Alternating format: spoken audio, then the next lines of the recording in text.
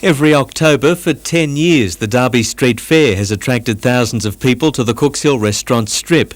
This year, the local precinct committee has cancelled it to the disappointment of local businesses. Oh, it's huge, yeah. Money, big bucks in the day. And I mean, you know, just to get all this special food happening and show all your talents and everything like that for all the people that come here. Well, I don't think anybody's going to come now, so... I'm not really sure why they didn't want it to go ahead, because it is a great promotional opportunity for the whole of the street. In fact, everyone we spoke to in Derby Street today agreed that the annual fair was the biggest business day of the year. But talk to the precinct committee and they'll tell you that there's no one willing to run it. And over the last 5 months we've had extremely low lack of interest, almost none. So unfortunately, due to that state, we've had to pull the plug on it. Others believe a split between business owners led to the decision. I mean, obviously we wanted it, but we were overridden by the rest of the street. But Lord Mayor John Tate says the fair's demise could be positive. Communities who work annually to do these sorts of things sometimes need a break. And if you run the same fair year after year after year, it gets a bit tired. Meantime, Newcastle Council will tonight consider imposing an alcohol-free zone across the entire eatery section of Derby Street in a bid to reduce antisocial behaviour. The ban could be temporarily lifted if the fair is revived next year. Paul Lobb, NBN News.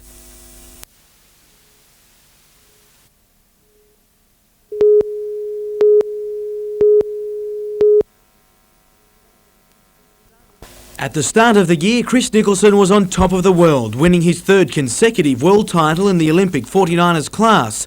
Less than 9 months later, and he faces the reality of missing Olympic selection after a disastrous qualifying regatta mid-year.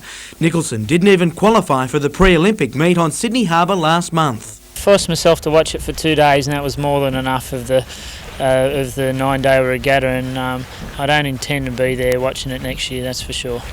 The second of 3 qualifying regattas begins on the weekend, and his Olympic chances rest on this meet. Yeah, for sure. You know, like if we have a bad result, then I foresee it being almost impossible to claw back. Back racing with old partner Daniel Phillips, the pair have been busy rigging their new skiff, especially for the event. We need to show to everyone, and we know in ourselves that we can be the best that there is. So that's what we want to go out and do. Jim Callanan, NBN News.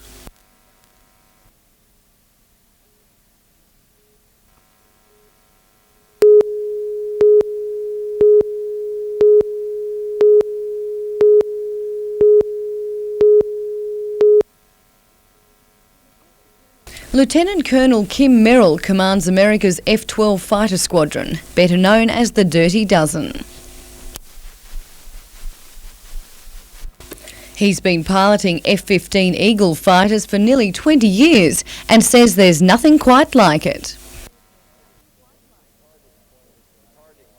It's hard to explain what it's like until you've actually done it, and then once you've done it, you try to put it into words, and words just don't seem adequate.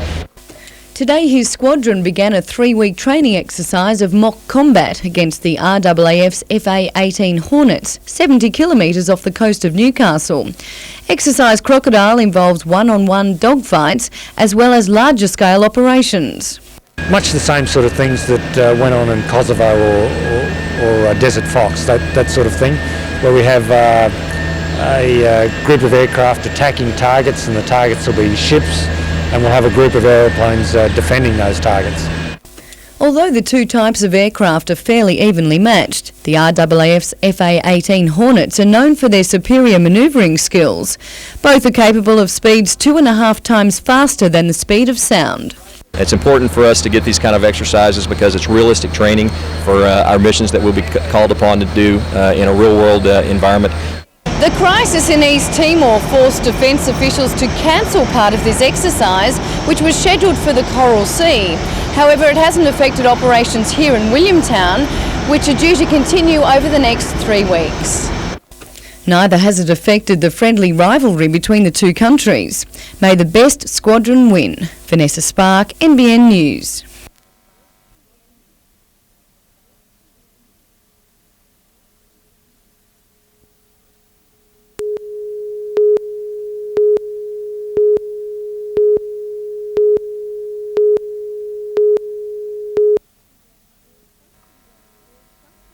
There's something going on in suburban Newcastle, and it smacks of class. High class, that is. The stones may be imitation, but this majestic creation is destined for none other than the self-proclaimed Richard III of Texas. He was searching on the internet to find out who could make him a crown. It's hard to imagine these humble surrounds inspire royal regalia, but this bridal jeweller tinkered for 7 months to produce the jewel in her crown. After importing stones and brooches, the $8,000 piece became a reality. Well, it may be destined for royalty, but there's no harm in trying. Not bad. And the word's getting out. Already a baron from Scotland is lining up to order, and this Newcastle jeweller's on the lookout for more royal commissions. I like a challenge. I always go for the challenge. And going on her record so far, the challenges will be fit for a king. Vanessa Spark, NBN News.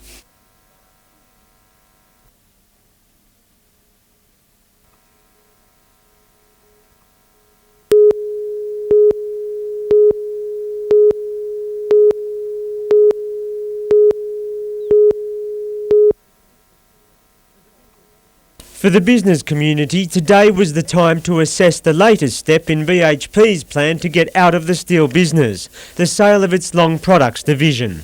We've got the opportunity with the new owner to come in there and expand the business further than what it is, so it may be a benefit to Newcastle and possibly increase the employment level, so we welcome the change. Federal politician Alan Morris joined in supporting the move. He says the workforce in Newcastle's wire division is second to none, and that should help attract the right buyer. We are volunteering to help BHP in supporting a sale and giving the kind of confidence to a prospective buyer that they look for from the community, and I'm sure that we'll all do that. The president of BHP Long Products says the motivation behind the sale is simple. The company has changed direction, and it's better if the rod, bar and wire mill is run by someone who wants to own it. Well, we'd like to see the head office be operating here in Newcastle and employing local people. We want a buyer who wants to build up, not simply use the distribution system.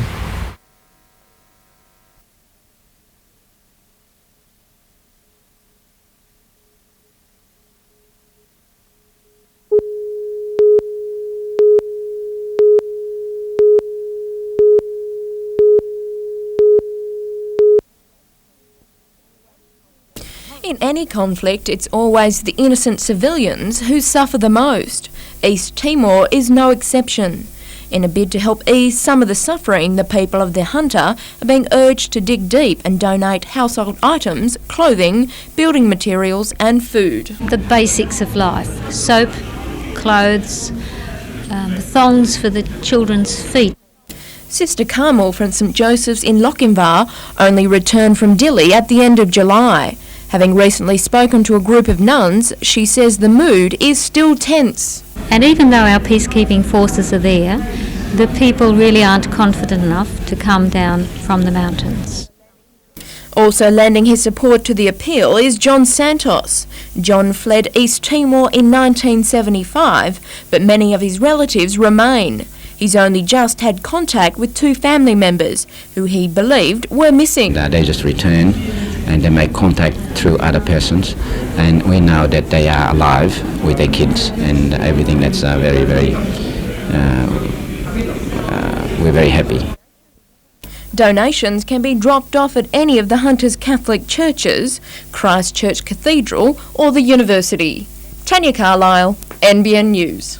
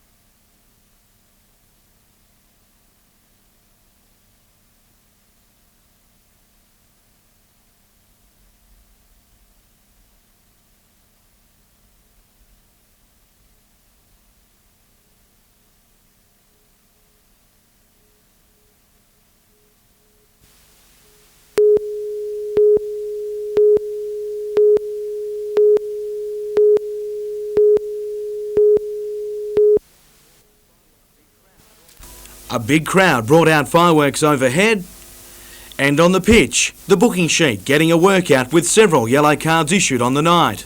John Bonavolia fired off the first real chance of the match. Wollongong keeper Daniel Beltrame booked for Batchat before being left standing by Shane Price. In what's become an unwanted trend from last season, Newcastle's lead lasted just minutes with a terrible clearance leading to Wollongong's equaliser before half-time. After the break, Bonavolia handed Andy Harper a great chance to nail his 100th NSL goal, before Harper returned the favour a minute later, and the Pint-sized striker obliged.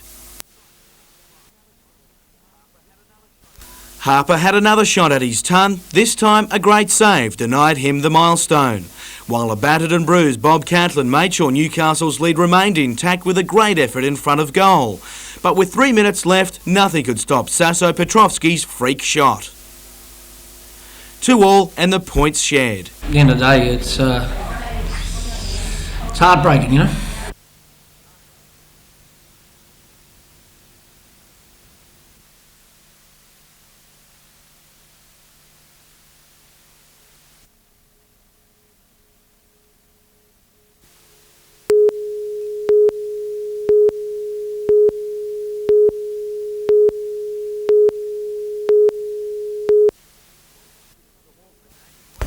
The Horford name is one that's becoming well known in the world of Australian kickboxing, with plenty of talented fighters coming up the ranks under the guidance of champion John Horford. Lockie Alley is one of his rising stars, and Newcastle's Scott Dillon knew he was in for it right from the opening bell. Ali looked a little like his boxing namesake when he knocked Dillon down for the count. The Novocastrian couldn't go on. The fight stopped after just 1 minute 43 seconds. It was to be a much longer and tougher affair for Brendan Horford in his super welterweight clash with Melbourne's Clayton Collier. Horford's blows not always on target, but still finding a place where it hurts. When he stayed upstairs, it was just as painful. Collier wouldn't say die and forced the bout to go the distance, but he was never going to reel in the Tamworth fighters' lead on points.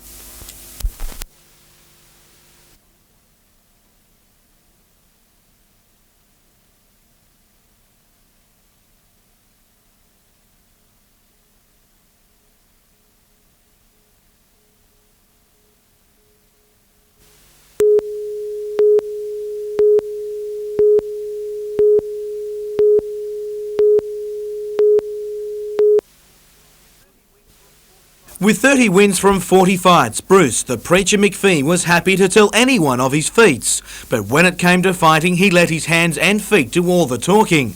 Paul the Hook Hancock battled bravely, but 3 knockdowns in the 6th round ended his bout, with McPhee keeping the belt. Earlier in the night, Screaming Jets drummer Craig Rosevere made his kickboxing debut against Andrew Dalton.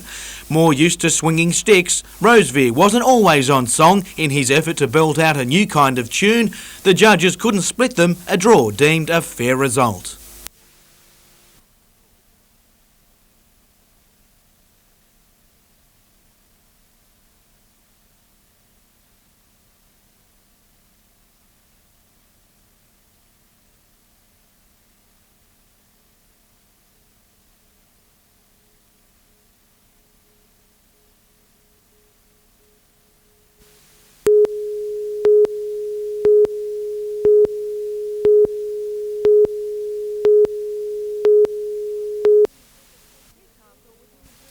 Newcastle was in the grip of festival fever today as the Matara Festival wound up for yet another year. Sideshow Alley took a back seat to the annual bed race. 30 teams put in months of training to compete. 5-time champions Hamilton Ambulance were back to defend their crown, but in a dramatic turn of events, they were knocked out. Don't know, we're quite devastated actually. Better team beat us on the day, I guess. Taking out the first prize against Dad's Army from the Macquarie Retirement Care Service was Hunter Physios. Pretty worn out at the moment. It was a tough race, especially the second last race, Turnbull and Hill, quite quick. They now go on to compete in the King's Cross charity bed race next year. All proceeds from today's event go to Hunter Medical Research. Meanwhile, more than 80 entrants took a stroll up Hunter Street as part of the festival's finale, the Grand Parade. Whether they marched on poles or on four legs, everyone marched in tune.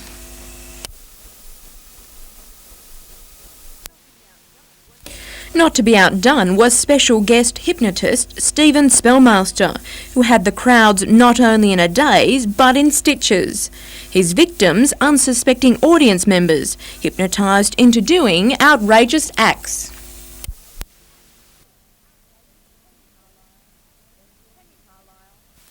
Tanya Carlisle, NBN News.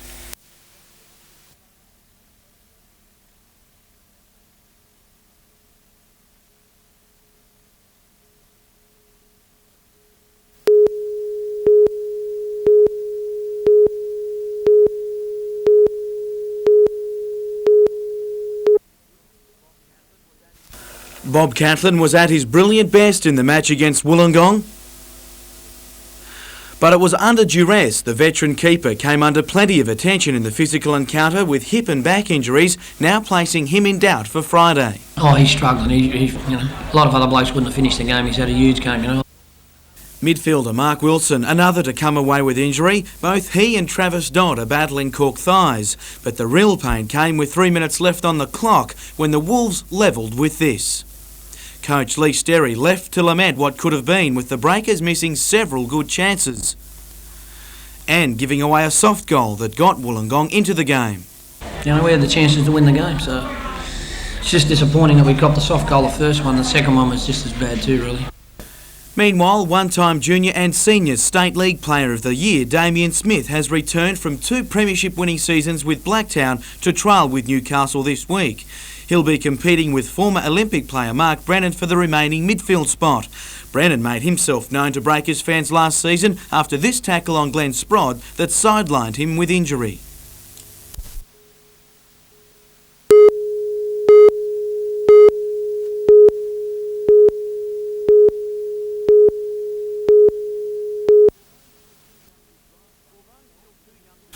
Although still too young to drive by himself, Ian Thorpe doesn't find it hard to get anywhere these days. With his famed feet anchoring him back on terra firma, it was a selection of local swimming talent that was soon swept up by the multi-record holder as he passed on some of his gold medal winning ways. It's a far cry from the Pan Pacific Games that saw the 16-year-old star of the meet with several medals and world records, but it's something he still enjoys. I think more importantly, when it comes to something like this, age is irrelevant. It's closed door. Everyone's in here as a human being, as an equal. And if someone can get some benefit out of what I have to say, it's fantastic. Not so great, his return to intense training after just a short break, but the long-term goal of Sydney 2000 keeps him motivated. In fact, his 17th birthday on Wednesday is most likely to be spent in the pool, with public appearances to take a back seat. It has to work around my training as it always has, and it's something that sponsors and media have to be able to understand that I am a swimmer. That's the most important thing that I do.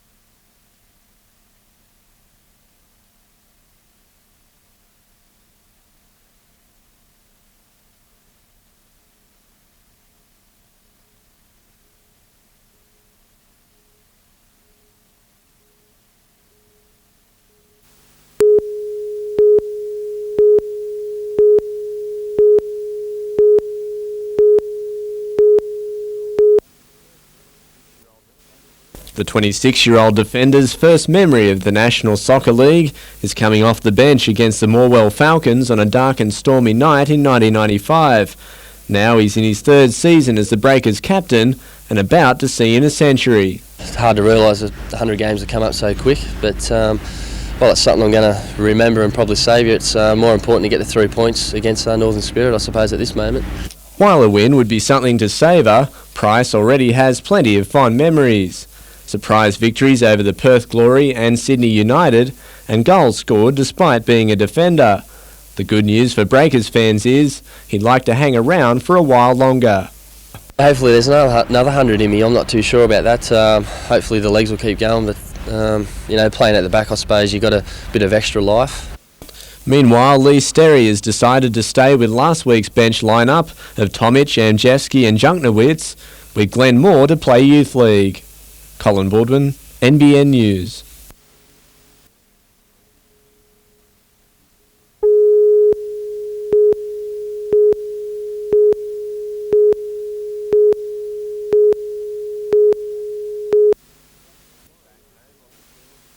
Back home on the shores of Lake Macquarie after days of competition, Chris Nicholson was coming to terms with the fact that he may not make the Olympic team. In a qualifying event he really had to win, Nicholson was pipped at the post by rival Adam Bieshel. Unfortunately, we led the regatta all the way through, but when it counted, and that was at the finish, and we let Adam Bieshel, they snuck through us by a couple of points. Not what we wanted, that's for sure. It means Nicholson must win the final qualifier on Sydney Harbour in mid-December and hope that Bieshel finishes no better than 10th. Although far from angry, Nicholson is disappointed that only one Aussie boat can qualify for the Games, especially since we dominate the world rankings. It's disappointing for both us and Australia, and it's not only us. Australia can have anything up to 4 or 5 boats in the top 10 in the world. Nicholson and his Sydney-based teammate Daniel Phillips will now take some time off before returning to training and a final shot at a place in the Olympics. We'll put on a good show come Sydney in December.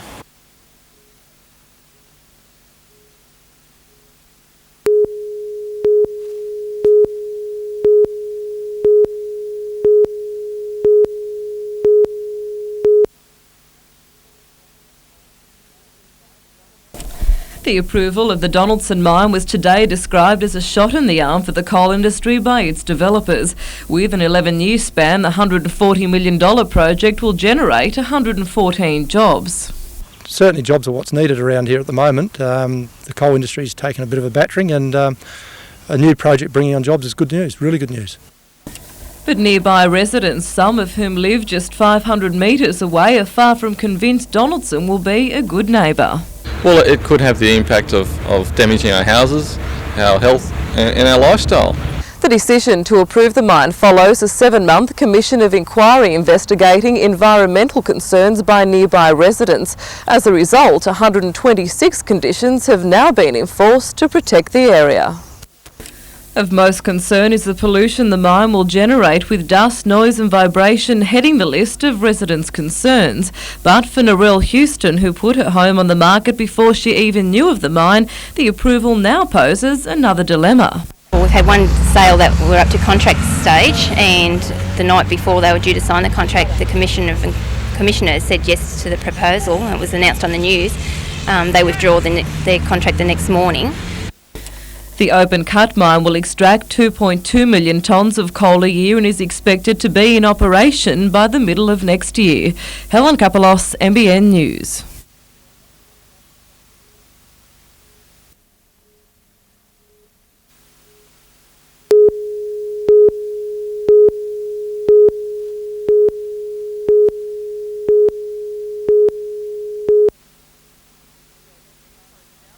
When BHP closed down the Newcastle Steelworks last month, it signalled a new direction for the company as a minerals operation. So it was no surprise to some when last week the big Australian announced it would sell off its remaining non-core steel assets, including the Newcastle rod and bar mills. But the remaining 1,100 workers are now sceptical over whether new owners will keep their existing award conditions in place. What will satisfy BHP employees is if we have either enshrined in their awards or in some other legally enforceable document their wages, conditions and superannuation. Workers from nearby tube makers along with BHP's rod and bar mill employees today voted in a new steering committee to oversee that process, and the union remains adamant the sale won't and can't result in any more downsizing. There's no way in the world that they can suffer any job losses over and above what they've done already, because manning's down to the bone, and it would be unsafe to remove any more people from the process. Workers will be briefed on any progress with the sale later this month. Helen Kapalos, NBN News.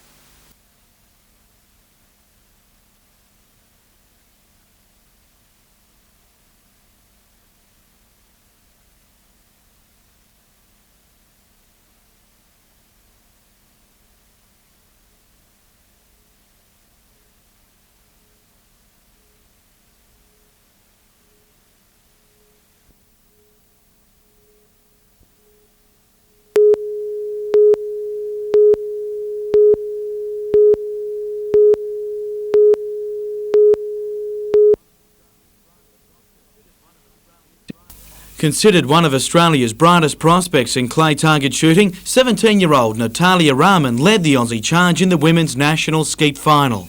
With fellow Australian Natasha Lonsdale on target as well, competition was tough, but neither could reel in the American hotshot Lauren Ogilvie, the American winning the Australian title by 3 shots. Not quite as fast as a speeding bullet and not quite as accurate, the Newcastle Speedway went off with a bang last night as well. The fender benders, though, were never far off the mark as they took out each other in the ever-popular event. While in the feature race of the night, the sprint car final, Grant Tucks managed to get into trouble all by himself. Tunks did restart to complete the race, but he didn't finish anywhere near the winner, Sydney's Bob Jackson.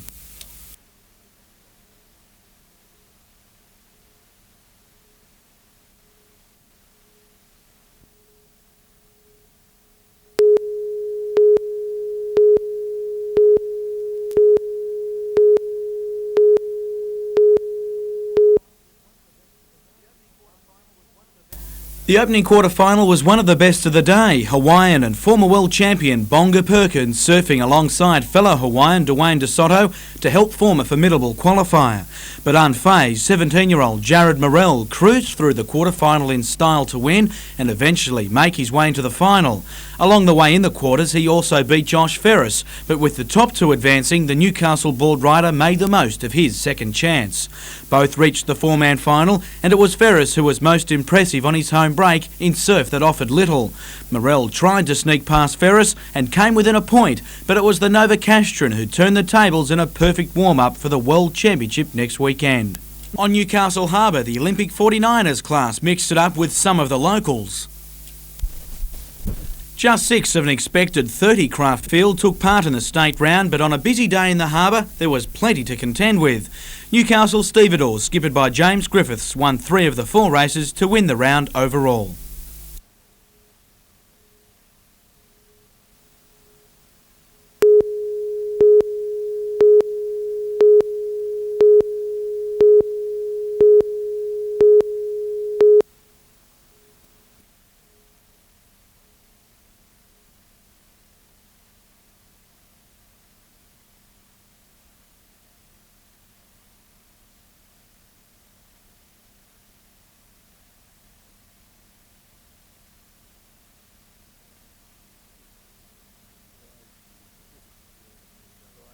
The book tries to create a mosaic of these tiny shards that I was able to find.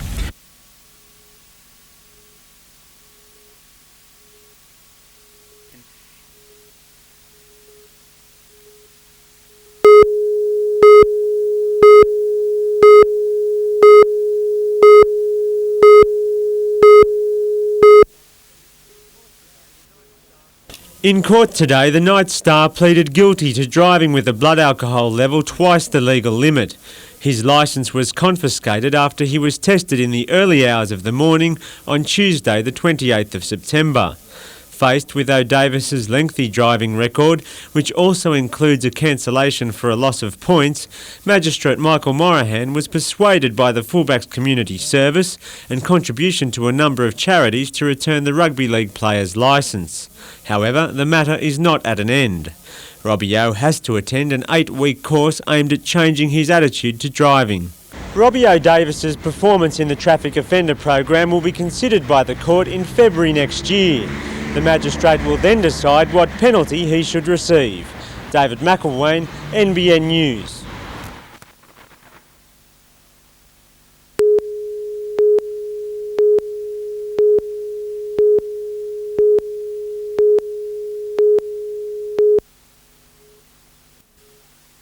Back at her home alley in Mayfield, it seemed almost a world away from the hype of Las Vegas, but for the newly crowned world number one, it's still all sinking in.